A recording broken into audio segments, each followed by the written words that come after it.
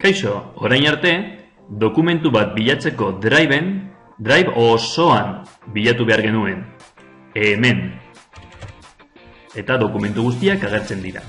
Orain, drivek aukera berri bat ematen digu. Eta da, karpeta konkretu batean, adibidez hemen, bilatzea, hautatu karpeta, eskuineko botoia. Klikatu, eta hemen dago. Bilatu hemen, bakarrik karpeta honetan. Sakatzen baduzu, bilaketaren emaitza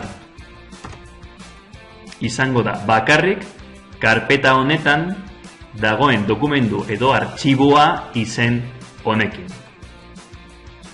Ez bazaizu agertzen aukera hau, gogoratu, hautatu karpeta, eskuineko botoiarekin hemen, hau ez bada agertzen, bilatu hemen ez bada agertzen, eskaiozu administratzaileari, Google Suiteko administratzaileari, hau egitea.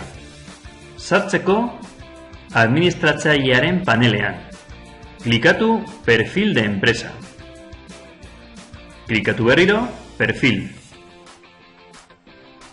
Eta hemen, azpian,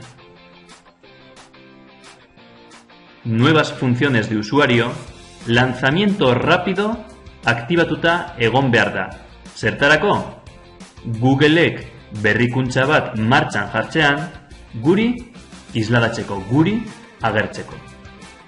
Eskerrik asko, agur!